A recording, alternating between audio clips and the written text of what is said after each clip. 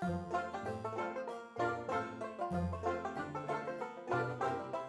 Cinggu, ketemu lagi dong dengan aku Ri. Kita akan review drakor yang lagi ongoing, Private Life. Tetap di channel ini sampai selesai dan jangan lupa subscribe. Private Life lagi tayang di TV JTBC dengan 4 pemain utamanya adalah Seohyun sebagai Chae-Eun, Ko Geum-pyo sebagai Lee Jong-hwan, Kim Hye-jin sebagai Jong Bo-ki, dan Kim Yong-min sebagai Kim Jae-wook. Private Life atau Private Lives adalah drama yang menceritakan tentang privasi orang-orang pada masa kini yang rela membagikan kisah kehidupannya ke orang-orang lain di dunia. Terutama ini melalui media sosial yang banyak diceritain agar kelihatan kalau bahagia, nampak umum gitu. Namun ada beberapa pihak yang memanfaatkan privasi dari penduduk atau orang-orang ini untuk kepentingan yang kurang baik. Di sini ada 2 perusahaan raksasa yang bermain di Private Life, yaitu JK Technology dan UI Constructor. Kita telusuri satu persatu para pemain utama di Private Life ini. Yang pertama, Chae-Eun, wanita muda yang cantik, lembut, dan pintar nipu juga. Pekerjaan utama Ju-eun adalah sebagai penipu, atau kalau dalam Private Life ini disebut sebagai aktris dokumenter.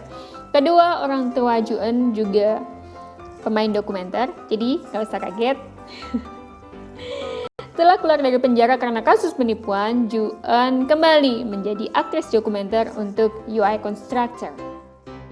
Berikutnya adalah Lee Jong-hwan. Dia adalah pemuda yang cakep, pintar bela diri, dan pintar. Dia adalah anak dari panti asuhan yang mendapat beasiswa dari JK Technology.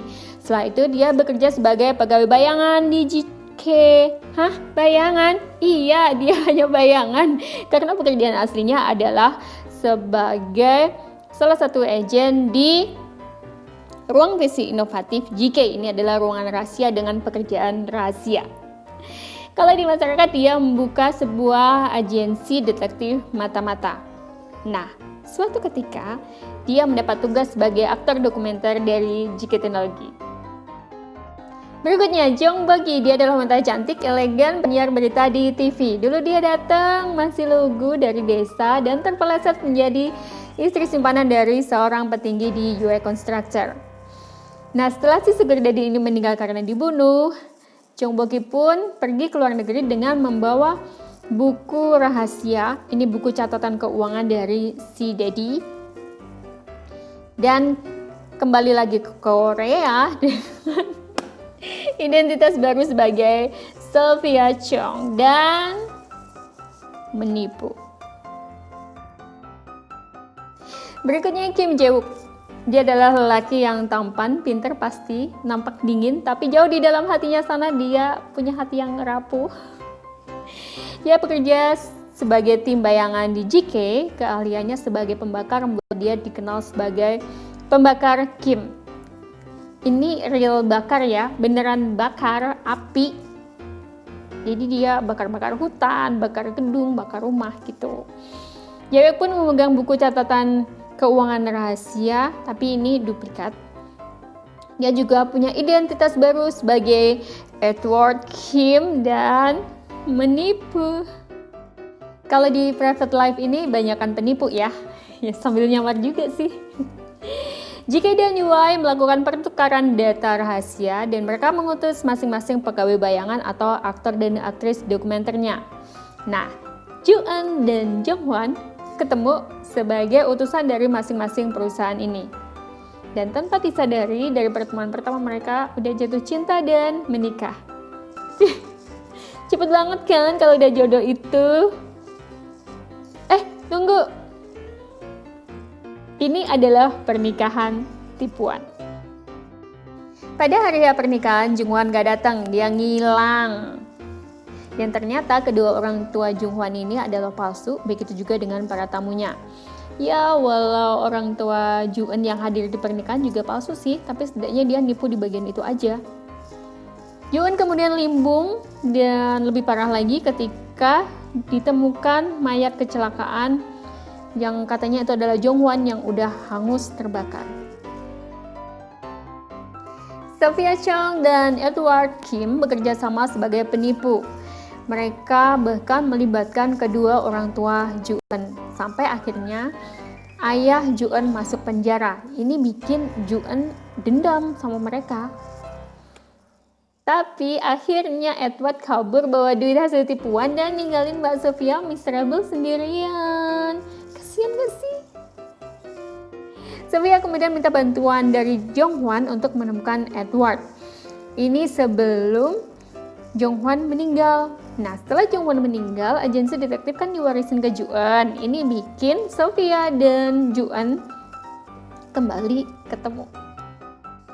Awalnya aku kira drama ini adalah drama romantis percintaan gitu, karena kan mereka saling jatuh cinta dan mutus untuk nikah. Nah, seiring berjalannya alur cerita, ternyata pernikahannya kan palsu. Suaminya mati juga palsu. Padahal Ju-eun udah sampai berurusan dengan polisi nih, dengan pihak asuransi juga. Oh iya, di kepolisian dia ketemu dengan Pak Detektif Myung Hyun. Aku cuma mau cerita sih kalau itu adalah karakter idolaku di drama ini. Pak Detektif ini kayaknya langsung luluh gitu begitu lihat Ju-eun. Dan dia kayaknya suka. Jadi kukira ini memang drama percintaan. Tapi ternyata bukan. Ini penuh dengan action dan muka tipu. Pertempuran kekuasaan, politik, penipuan, dan cinta komplit di drama ini.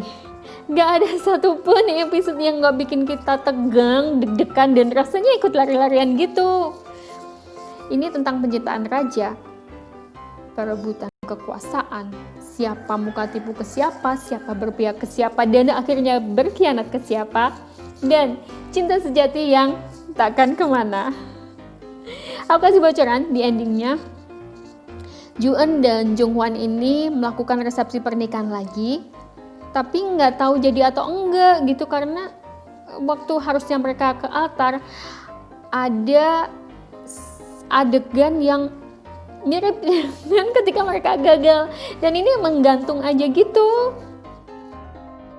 Wajib masukin ke list tonton kamu, terutama kalau kamu suka dengan drama action dan romansa sekaligus. Juga lihat konspirasi di drama ini antara pemerintah dengan dua perusahaan serakah Juai dan JK. Ini dikemasnya kan rapi banget, tapi jujur ini bikin aku bertanya-tanya gitu, sebenarnya kalau di dunia nyata ini ada atau enggak ya? Tapi ini kan buat hiburan, jadi ya kita nonton aja. Dan buat kamu yang belum subscribe, yuk subscribe, like, comment, dan share. Gumawa buat yang udah nonton review ini sampai akhir. Kita ketemu lagi di next review. Bye-bye.